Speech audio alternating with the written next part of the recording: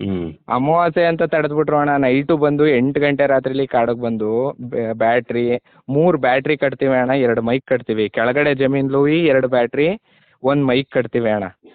ಇಷ್ಟೊಂದು ಕಟ್ಟಿ ಅಣ್ಣ, ಒಂದು ಇದನ್ನ ನೋಡಿದ್ರೆ ಕರಳು ಕಿತ್ಕೊ ಬರ್ತದೆ ಅಣ್ಣ. ಬೇರೆಯವ್ರಾಗಿದ್ರೆ ಮರಕ್ಕೆ ಹಗ್ಗ ಹಾಕೊಂಡು ನೇಣ ಹಾಕಬಿಡೋರು ಅಣ್ಣ. ಅಷ್ಟೊಂದು ಹೊಟ್ಟೆ ಉರಿತಾ ಇದೆ ಅಣ್ಣ. ಇಲ್ಲಿವರೆಗೆ ಖರ್ಚು ಮಾಡಿರೋ ದುಡ್ಡು ಇದನ್ನ ಹೇಗೋ ಬರ್ತದೆ ಬಿಡಿ ಅಂತ ಮನೆಗೆ ಬಂದವ್ರಿಗೆ ಸಾಲದವ್ರಿಗೆ ಎಲ್ಲರಿಗೂ ಹೇಳ್ಕೊಂಡು ಅಣ್ಣ ಈ ಥರ ಮಾಡಿದ್ರೆ ನಿಜವಾಗ್ಲೂ ಏನಣ್ಣ ಮಾಡೋದು? ಒಂದು ಕಂದಾದರೂ ಚೆನ್ನಾಗಿರೋವಿಲ್ವಲ್ಲ ಅಣ್ಣ. ಒಂದೇ ಒಂದು ಕಂದು ಕೂಡ ಚೆನ್ನಾಗಿದೆ ನೋಡುವ ಮಟ್ಟುವ ಅಂತ ಎಷ್ಟು ಖುಷಿ ಪಟ್ಟಿದ್ರು ಗೊತ್ತಣ್ಣ. ಬೇಸಿಗೆಲಿ ನಾನು ಬಾಳೆ ಚೆನ್ನಾಗಿ ಬರ್ತದೆ, ಮೊದಲನೇ ವರ್ಷ ಹಾಕಿದ್ದೀನಿ, ಫಸ್ಟ್ ಹಾಕಿದ್ದೀನಿ, ಚೆನ್ನಾಗಿ ಬಂದಿದೆ ಅಂತ ದಿನ ಹೊಲಕ್ಕೆ ಬರ್ತಿದ್ರು. ಒಂದಿನನೂ ಮನೇಲಿ ಉಳ್ಕೊತಾ ಇರಲಿಲ್ಲ.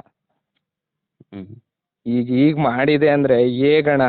ಯಾರ ಹತ್ರ ಕೇಳುವ ಅಣ್ಣ? ಈಗ ಫಾರೆಸ್ಟ್ ಅವ್ರು ನೋಡಿದ್ರೆ ನಾನು ಅಲ್ಲಿದ್ದೆ ಇಲ್ಲಿದ್ದೆ ಬಂದಿರೋದು ನಮಗೆ ಗೊತ್ತಾಗಿಲ್ಲ ಅಂತಾರೆ. ಅವ್ರಿಗೆ ಏನಣ್ಣ ಗೊತ್ತು ನಮ್ಮ ಸಂಕಟ? ಸಾಲಗಾರರಿಗೆ ಏನಣ್ಣ ಉತ್ತರ ಹೇಳ್ಬೇಕು ಇವರು? ಅಪ್ಪ ಏನಂತವ್ರೆ? ಅಪ್ಪ ಇಲ್ಲೇ ಇದ್ದಾರೆ, ಅವ್ರು ಏನು ಮಾತಾಡೋ ಪರಿಸ್ಥಿತಿಲೇ ಇಲ್ಲ. ಏನು ಹೇಳ್ಬೇಕು ಅನ್ನೋದೇ ಗೊತ್ತಿಲ್ಲ. ಎಷ್ಟು ಸಾಲ ಮಾಡಿದ್ರಿ ಇದಕ್ಕೆ? ಅಣ್ಣ ಹತ್ತತ್ರ 3 ಲಕ್ಷ ಖರ್ಚಾಗಿದ್ದಾರೆ ಅಣ್ಣ. ಜಮೀನು ಸ್ಟಾರ್ಟಿಂಗಿಂದ ಹಿಡಿದು ಒಂದು ಕಂದು ತಂದು ಕೂರ್ಸೋವಾಗೆ ಅಣ್ಣ, ಒಂದು ಕಂದಿಗೆ 15 ರೂಪಾಯಿ ಬಿದ್ದಿದೆ ಅಣ್ಣ. ಹ್ಮ್ ಒಂದು ಕಂದಿಗೆ ರೂಪಾಯಿ. ಅದಕ್ಕೆ ಗೊಬ್ಬರ ಏನು, ಅದಕ್ಕೆ ಟಿಲ್ಲರ್ ಕಟ್ಸೋ ಖರ್ಚೇನು, ಡ್ರಿಪ್ ಏನು, ಸ್ಪ್ರಿಂಕ್ಲರ್ ಪೈಪು ಪ್ರತಿಯೊಂದು ಹೊಸ್ದಾಗೆ ಮಾಡಿದ್ದು ಅಣ್ಣ ಎಲ್ಲನೂ. ಸುತ್ತ ನಟ್ ಕಟ್ತೀನಿ ಅಂದ್ರೆ 15,000 ಖರ್ಚಾಗಿದೆ ಬರೀ ನಟ್ಗೇನೆ.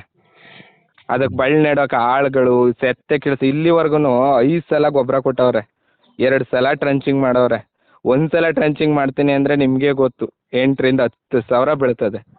ಆ ಥರದ್ದು 5 ಸಲ ಮಾಡವ್ರೆ ಅಣ್ಣ. ನಾನು ಹೇಗೆ ಸಮಾಧಾನ ಹೇಳ್ಬೇಕು, ಏನು ಮಾಡಬೇಕು ಅನ್ನೋದೇ ಅರ್ಥ ಆಯ್ತಾ ಇಲ್ಲ ಅಣ್ಣ.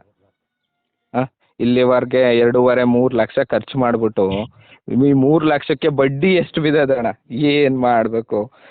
ಅವ್ರು ಏನು ತೀರ್ಮಾನ ತಗೊಂಡವ್ರು ಅನ್ನೋದು ಗೊತ್ತಿಲ್ಲ. ನನಗೆ ಗೊತ್ತಾದ ತಕ್ಷಣನೇ ಹೊಲಕ್ಕೆ ಓಡ್ ಬಂದೆ.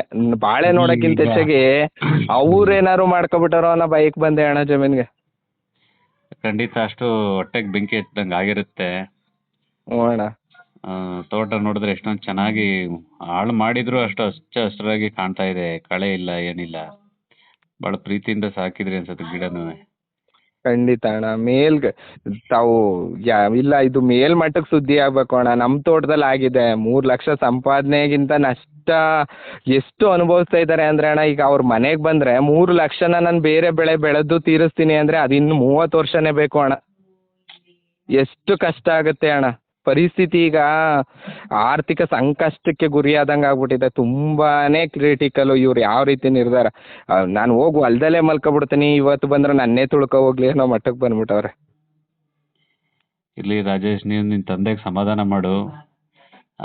ನಾನು ಸಾಧ್ಯವಾದಷ್ಟು ನಾನು CFಗೆಲ್ಲ ಇದನ್ನ ಮಾತಾಡ್ತೀನಿ, ಇದ್ರ ಕಷ್ಟದ ಬಗ್ಗೆ ಹೇಳ್ತೀನಿ, ನಾನು ಏನಾಗಿದೆ ಅನ್ನೋದ್ರ ಬಗ್ಗೆ RFಗೂ ಮಾತಾಡ್ತೀನಿ.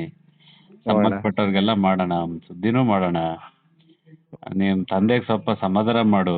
ನಿಮಗೆ ಹೆಚ್ಚಿನ ಪರಿಹಾರ ಸಿಗೋ ರೀತಿನಲ್ಲಿ ನನ್ನ ಕೈಲಾದ ಪ್ರಯತ್ನ ನಾನು ಮಾಡ್ತೀನಿ ರಾಜೇಶ್.